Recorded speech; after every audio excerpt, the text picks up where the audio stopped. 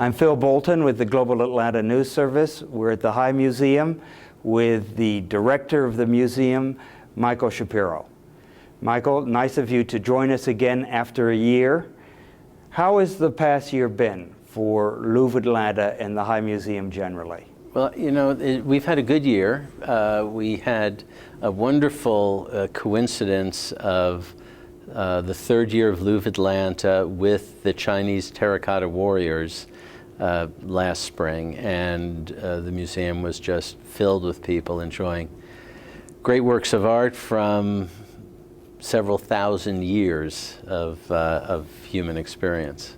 Was there a connection between the two in terms of the fact that Louvre Atlanta heightened the reputation of the museum? Did it help you in getting that exhibit as well?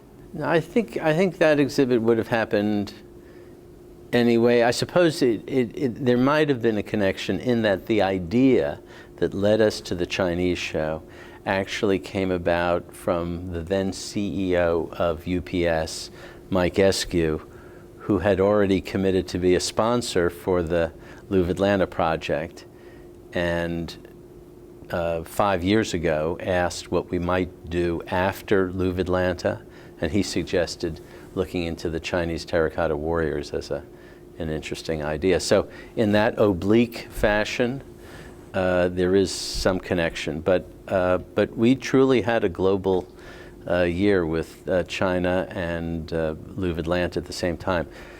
So this is our third year of exhibitions, our sixth catalog of Louvre Atlanta. We've had nearly 500 works of art from the Louvre come to our city, and we've had the big achievement was our millionth visitor.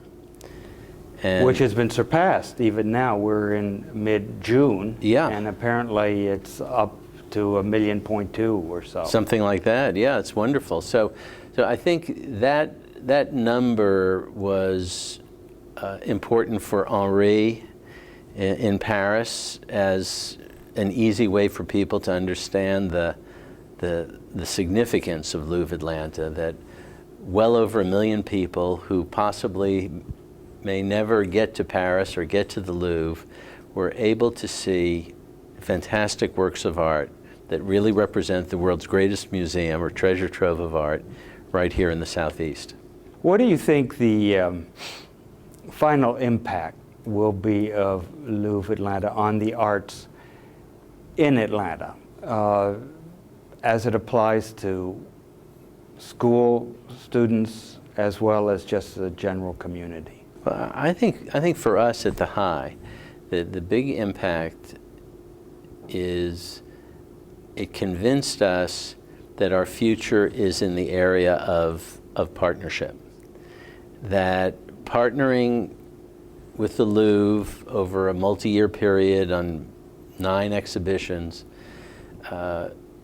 is the way of the future. And I think that we've working on other partnerships. We hope to extend the partnership with the Louvre in some fashion. We hope we might be able to make some kind of an announcement in the fall to that effect.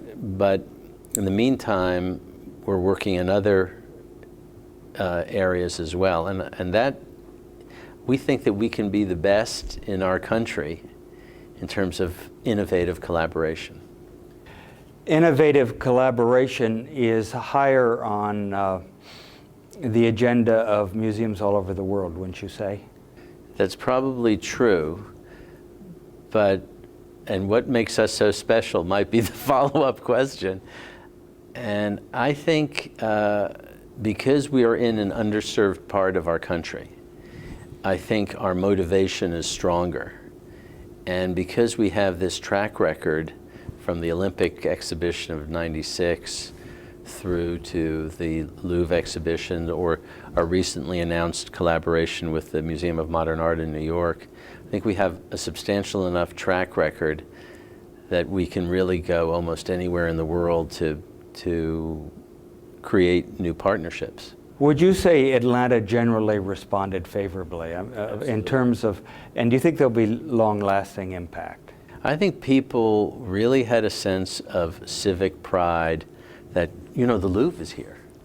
And it wasn't something that went away in 12 weeks or 16 weeks or longer like a regular exhibition. They knew that month after month, year after year, it was here. And I think that brought about a special kind of sense of pride. Which would help other museums consider you more seriously than before the Louvre Atlanta project. And even on the logistics side, here there's been this whole management stretch that the Louvre Atlanta required of you, and it seems as if you've been able to meet. Yeah. For instance, you mentioned UPS. Just getting all the objects here and getting them home, as well as caring for them here. Well, I think in terms of, let's say, UPS, one of the real achievements for us with the Louvre partnership was creating a really amazing consortium of sponsors. So whether it was our lead individual sponsor, Ancox Chambers, or our lead corporate sponsor, Accenture, or other important corporate sponsors like Coca-Cola or Turner or UPS, and a variety of foundations, it was the most complex and successful consortium of funders. So really it became a civic effort to help bring the Louvre to Atlanta. And I should have mentioned also, AXA Fine Art Insurance was also a national sponsor.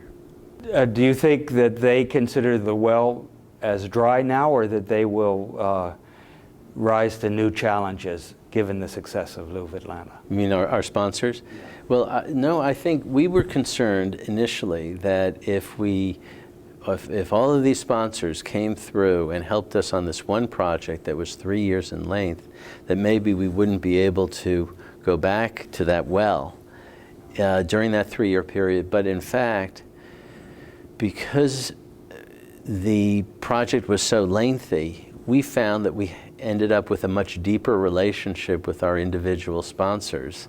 And in fact, other good things happened as a result. So it was a big plus from the sponsorship side. I think this was one of the lessons that Henri Loiret wanted to learn too, how you go about doing something like this. Has he expressed some satisfaction on that side in terms of the Louvre having been able to learn? Yes.